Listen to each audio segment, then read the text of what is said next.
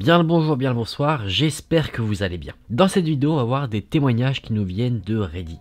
Et je peux vous le garantir, ces histoires-là, elles sont vraiment folles. Ni toi, ni moi, on aimerait les vivre. On va voir plusieurs types d'histoires, mais ce qu'elles ont tout en commun, c'est qu'elles mettent des frissons. Peut-être que vous avez déjà entendu ces histoires, je ne sais pas, j'ai pas fait un audit de toutes les personnes qui font des threads d'horreur pour savoir si ces histoires ont été racontées ou pas. Moi, je les ai trouvées pertinentes sur le point de vue de l'horreur, du coup, je veux vous les raconter. N'hésitez pas, si la vidéo vous plaît, à liker la vidéo et à vous abonner à la chaîne, ça fait énormément chaud au cœur. Donc les amis, on est parti pour se plonger ensemble dans ces témoignages de Reddit.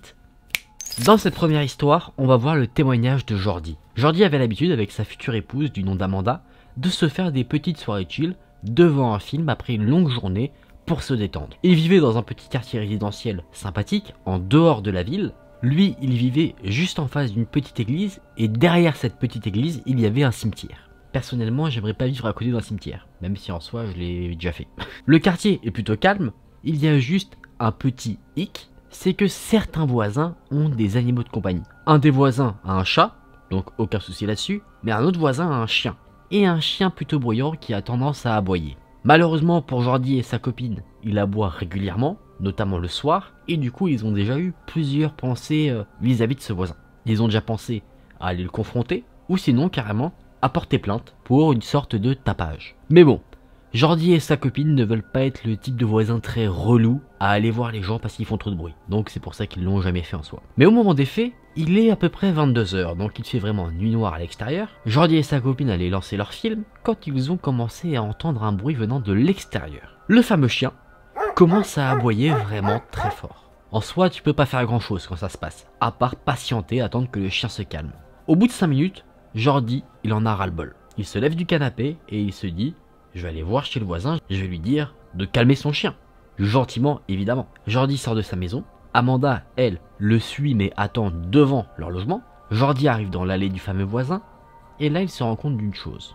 Le voisin ne semble pas être chez lui. Les lumières sont éteintes. En plus de ça, leur voiture n'est pas garée là, alors que s'ils étaient là, elle y serait. Au cas où, Jordi sonne quand même chez eux. Au bout de quelques tentatives et de quelques minutes d'attente, personne ne répond. Jordi abandonne et décide de rentrer chez lui. Sa petite amie l'attendait devant la maison et Jordi lui dit qu'il n'y a personne à la maison, du coup ils peuvent pas faire grand chose, à part patienter. Mais ce bruit, ça ennuie quand même sacrément fortement Jordi et sa petite amie. Du coup ils se disent, soit ils décident d'attendre, soit ils décident de porter plainte pour que ça serve de leçon à ce fameux voisin qui laisse son chien dehors aboyer toute la nuit. Finalement, ils n'en font rien, ils rentrent dans la maison et ils patientent un petit peu.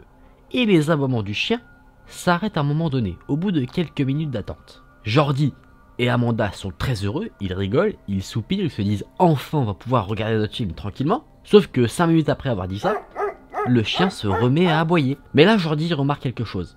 C'est pas un aboiement d'un chien comme ça qui aboie parce qu'il veut rentrer dans la maison ou qui veut juste se faire entendre. C'est un aboiement qui semble en quelque sorte agressif, comme si le chien aboyait pour prévenir d'un danger. Jordi est ressorti de chez lui, un peu dans la même configuration que la première fois. Sa petite amie est sortie avec lui pour attendre devant la maison. Jordi s'est approché de la clôture du voisin qui donnait sur le jardin, là où il y avait le chien, et le chien a remarqué Jordi. Et là, il a cessé d'aboyer, il s'est approché de lui et il a un peu halté comme s'il était content de le voir. C'était pas un chien méchant du tout. Donc Jordi l'a caressé et lui disait: qu'est-ce qui t'arrive, pourquoi t'aboies, qu'est-ce qui se passe. Il essayait en soi un peu de comprendre qu'est-ce qui pouvait provoquer ce comportement chez ce chien. Et là, Jordi a entendu un bruit qui venait pas du jardin où se trouvait le chien. Il se trouvait un peu au-delà, parce que d'un côté du jardin, il y avait la maison de Jordi, mais de l'autre côté, il y avait le cimetière qui était derrière l'église. Et le bruit venait de là-bas. Le son qu'il avait entendu, c'était comme des bruits de pas sur des feuilles. Le chien a également entendu ce son. Il s'est retourné vers les pierres tombales qui se trouvaient dans le cimetière et il s'est remis à aboyer de la même manière, c'est-à-dire d'une manière un peu agressive. Jordi se dit que peut-être ce chien aboie pour une raison et que cette raison se trouve dans ce cimetière. Il y jette donc un regard un peu plus attentif à l'intérieur. Dans un premier temps, il ne voit rien. Il se retourne vers sa petite amie qui, elle, l'attend devant la maison. Elle a l'air confuse, elle comprend encore moins la situation, et dès que Jordi retourne son visage et que son regard se pose de nouveau sur le cimetière, là il tombe devant un spectacle qui l'effraie. Il voit une personne qui se révèle derrière une des pierres tombales. Il était caché et il y jette un coup d'œil, ce qui permet à Jordi de le voir. C'était un homme au teint pâle, mais ce qui a terrorisé Jordi, c'est que sur son front et sur ses joues, il y avait du sang qui dégoulinait. Et dans sa main, il tenait une sorte de poignard. Ce n'était pas un couteau de cuisine, ça semblait à quelque chose d'un peu plus sophistiqué. Et là, l'homme, qui était caché derrière la pierre tombale, sort de sa cachette et commence à avancer doucement en direction du jardin où se trouve le chien, mais également Jordi. Le chien, lui, bouge dans tous les sens, il aboie de manière très agressive, et là Jordi va faire un move. La clôture qui permettait de séparer le jardin du fameux voisin où il y avait le chien et le reste des maisons était assez basse. Du coup Jordi a pu se saisir du chien par son collier et il l'a soulevé, il l'a pris avec lui, il n'allait pas laisser ce chien là dans le jardin face à cet homme qui avait sûrement des intentions très malsaines. Avec le chien sous le bras, il a foncé justement chez lui, il a crié à sa petite amie d'appeler la police, il a fait rentrer le chien chez lui, et lui, Jordi, est resté devant la maison pour s'assurer que l'homme n'allait pas venir les attaquer chez eux. Sauf que l'homme n'a pas suivi Jordi jusqu'à chez lui. Il a fait demi-tour et il est reparti dans un petit bois qui se situait juste derrière le cimetière. Quelques dizaines de minutes plus tard, la police est arrivée, ils ont pris le témoignage de Jordi et ils ont un peu douté de sa parole parce que c'est sûr que croiser un homme qui ressemble un peu au Joker dans un cimetière, on pourrait se dire c'est un peu gros. Mais ils ont quand même décidé, au cas où, de mener des fouilles dans le petit bois, là où l'homme s'était enfui. Pendant ces fouilles, Jordi et sa petite amie, eux, sont rentrés chez eux et ont passé la soirée devant leur film. Ils se sont dit que le problème était réglé. Mais c'est à l'occasion d'une discussion avec d'autres voisins qu'ils en ont su un peu plus sur ce qui s'était passé du coup pendant la suite de cette fameuse soirée. La police a effectivement trouvé quelqu'un dans les bois. L'homme qui correspondait à la description que Jordi en avait fait. Ce que l'homme avait dans sa main, le petit poignard, n'était pas simplement un petit couteau. C'était une arme qu'on pourrait utiliser pour faire des sacrifices, des rituels. Et après avoir un peu enquêté dans le voisinage, la police a pu retrouver à qui appartenait le sang qui était sur le visage de l'homme qui se trouvait dans le cimetière. Rappelez-vous en début d'histoire, je vous ai dit qu'il y avait deux animaux dans ce quartier. Le chien, que Jordi a ramené chez lui, et un chat. Eh bien oui, le sang qui était sur le visage de l'homme était le sang du chat. Il l'avait assassiné et il l'avait ensuite dévoré. Cru, c'est ça là. C'est ici que cette histoire se termine. C'est vrai que, alors je n'ai pas de preuves formelles par rapport à ça, mais je ne serais pas surpris que dans les cimetières, qui sont assez accessibles de nuit, on puisse trouver des personnes un peu dérangées, qui n'aient pas forcément de très bonnes intentions. C'est très lugubre, ça peut faire cliché, mais je serais pas surpris. Mais en tout cas, fort heureusement, dans cette histoire-là, Jordi et sa petite amie, sa future épouse comme il nous le dit, vont bien. Et gros respect à Jordi et à son move de sauver le chien. Parce que potentiellement, si jamais Jordi ne l'avait pas pris, l'homme s'en serait pris au chien. Peut-être que Jordi n'était pas du tout une victime potentielle pour l'homme. Parce que l'homme qui avait déjà tué un chat, peut-être que pour lui, la victime suivante aurait été le chien. Qui sait? En tout cas, une histoire bien lugubre et je suis très heureux que cet homme ait été arrêté. Dans ce second récit, on va voir le témoignage de Louis. Louis nous dit, pour contextualiser un petit peu ce qui lui est arrivé, qu'il travaillait dans une sorte de boîte d'intérim, mais dédiée un peu pour les fermes. Il disait quand il était disponible pour travailler, on l'envoyait sur une mission dans une ferme, et il était parti pour travailler là-bas. Pendant un certain temps, il disait que c'était très dur, physiquement, mais que c'était plutôt bien payé, et en plus de ça, parfois il passait de très bons moments, parce qu'il tombait dans un groupe de travailleurs comme lui, qui s'entendaient très bien, et du coup là c'était tout bénef. Au moment des faits, Louis travaillait dans une ferme, au milieu de nulle part. C'était une très grande propriété, située vraiment au milieu de nulle part en Australie. Avec 3 personnes de son âge, il s'occupait de couper un peu les buissons, de faire ce genre de choses, des petites tâches un petit peu comme ça ici et là. Le patron, c'était un mec qui s'appelait Jérémy, qui était très sympathique. C'était le propriétaire de la ferme, il supervisait toutes les tâches et il aidait aussi les intérimaires, si on peut appeler ça comme ça, à réaliser leurs tâches. Il était vraiment super sympa. Le fameux été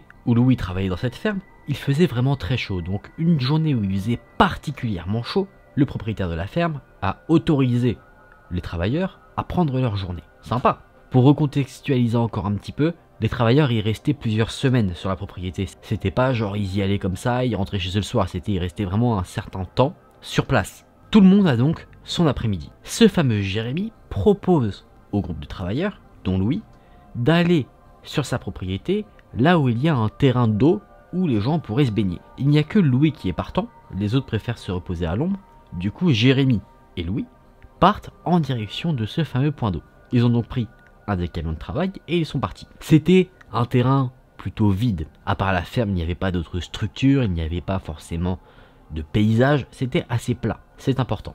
Le trajet se faisait plutôt dans le silence, bien que Jérémy était très sympa, c'était pas un grand bavard, et à un moment donné, il a tapoté l'épaule de Louis et lui a dit « Attends, est-ce que tu vois ce qu'il y a là-bas? Et effectivement, Louis a vu quelque chose. Il voit, il ne sait pas trop quoi, mais quelque chose de bleu au milieu de nulle part, posé là. Jérémy, voulant enquêter sur ce que c'est normal, c'est sa propriété, il ne sait pas ce que c'est, il veut savoir. Ils s'y rendent. Au fur et à mesure que le camion se rapproche de ce truc bleu, les deux hommes commencent à pouvoir voir ce que c'est beaucoup plus précisément. Et ce que c'était quelque chose d'assez atypique. Vous savez, sur certains bateaux, ou dans des zones un peu où il y a des cargaisons, on peut avoir des gros conteneurs. Et bah c'était ça, un gros conteneur bleu, posé sur la propriété de Jérémy, au milieu de nulle part. Assez étrange. Est-ce qu'on a raison de vouloir s'en approcher? Peut-être pas. Louis, bien sûr, demande à Jérémy s'il sait ce que c'est. Jérémy dit que non, que avant, il y a à peu près 4-5 semaines, quand il a refait le tour de sa propriété, il n'y était pas. Du coup, il est assez perplexe. Ils se sont arrêtés à une centaine de mètres du fameux conteneur bleu. Il sort du camion, et là, immédiatement, dès que Louis pose pied à terre, il a un mauvais pressentiment. Il se dit, il y a un truc qui va pas, je ne le sens pas du tout. Il est d'ailleurs réticent à se rapprocher de ce conteneur. Mais Jérémy, lui, le propriétaire du terrain, il veut en avoir le cœur net. Qu'est-ce que ça fout là? Les deux hommes s'approchent donc encore plus de ce fameux conteneur. Ils commencent à apercevoir plus de choses, notamment un générateur électrique, mais également une caméra de vidéosurveillance. Il y en avait deux de chaque côté du conteneur qui étaient en mouvement. Louis est encore plus perplexe à l'idée de s'approcher de cet endroit. Il dit à Jérémy, s'il y a toute cette sécurité, c'est qu'il y a quelqu'un qui ne veut absolument pas qu'on s'approche d'ici. Mais Jérémy, lui, il campe sur ses positions, d'un côté a raison, en disant que c'est sa propriété, et que même si une personne ne veut pas qu'on s'approche de ce conteneur, c'est chez lui. Donc il a totalement le droit de savoir ce que c'est.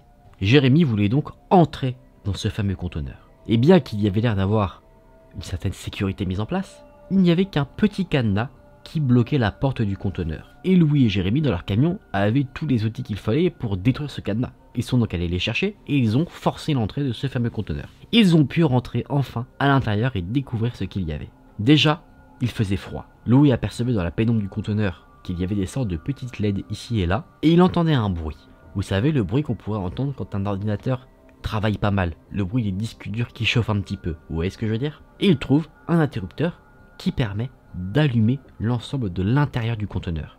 Jérémy l'active, et là, il tombe devant quelque chose de très surprenant. En fait, c'était une sorte de bureau. Il y avait un bureau un peu sophistiqué, sur lequel il y avait un ordinateur. Il y avait plusieurs ordinateurs qui avaient l'air de tourner, comme un peu dans une salle de serveur. C'était pas du tout ce à quoi on pouvait s'attendre en voyant ce conteneur comme ça de l'extérieur. Il y avait des disques durs qui étaient posés sur le bureau était pas en mauvais état ni délabré, mais il était encombré par des cartons, des disques durs, plein de petites choses comme ça. Louis, il en croit pas ses yeux. Il se dit, mais je rêve. Pourquoi il y a ça ici? Qu'est-ce que c'est? Je pense que vous ne vous attendez pas à ce qu'il y avait vraiment dans ce conteneur. Louis et Jérémy s'approchent de l'ordinateur, et eux, leurs compétences sont assez minimes.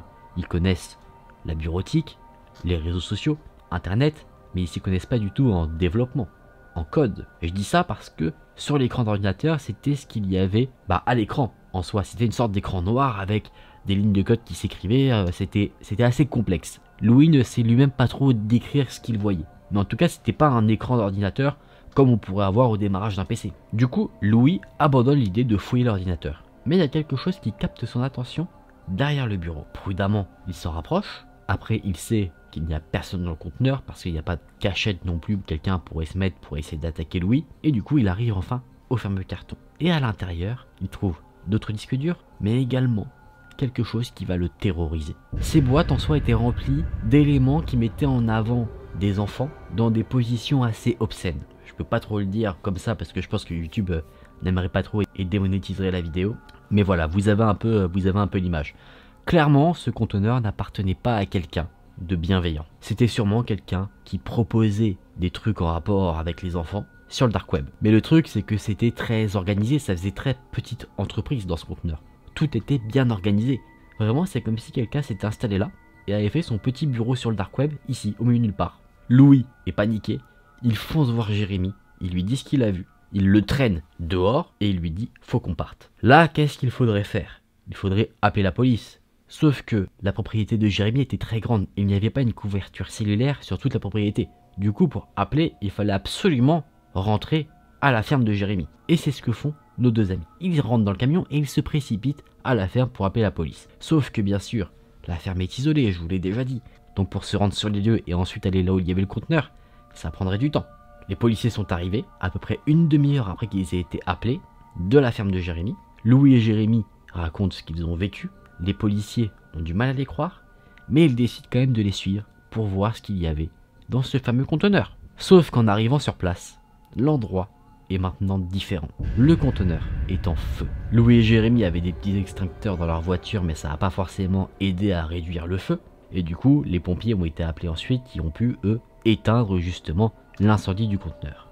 Sauf que le problème, c'est que l'incendie étant là depuis on ne sait pas forcément combien de temps, et qui n'a pas été éteint tout de suite, toutes les preuves ont disparu dans les flammes. Ce que se dit Louis, c'est que la personne qui était propriétaire justement de ce conteneur très malsain, a vu que Jérémy et Louis étaient arrivés sur les lieux par l'intermédiaire des caméras, et quand ils sont partis, il est venu sur place enlever toutes les preuves. Et le truc qui est aussi fou dans tout ça, c'est que le conteneur étant assez gros, ça coûte assez cher à déplacer. Du coup, Jérémy, le propriétaire de la ferme, lui, a laissé le truc là. Il est toujours sur son terrain. De quoi te laisser un sacré souvenir. En tout cas, ce témoignage s'arrête ici. Bon, d'un côté, je dirais heureusement que Jérémy et Louis n'étaient pas sur place quand l'homme est revenu. Parce que si c'était quelqu'un de vraiment très mal intentionné, peut-être qu'il aurait été armé, et peut-être qu'il aurait, au-delà d'effacer les preuves de son activité, peut-être qu'il aurait voulu aussi réduire les témoins au silence. C'est-à-dire assassiner Louis et Jérémy. Bon, maintenant, si vous voyez un endroit isolé au milieu de nulle part, n'y allez pas. Appelez la police directe, on sait jamais. Les amis, on a fini pour ces témoignages. Je vous propose qu'on se remette en sécurité. On va quitter un peu ce monde de frissons et de témoignages réels de Reddit pour revenir un peu en sécurité et arrêter de flipper un petit peu pour la fin de la vidéo. C'était de sacrées histoires là. Franchement, je vous souhaite pas du tout de vivre ce genre de situations. Après, c'est des situations aussi mystérieuses.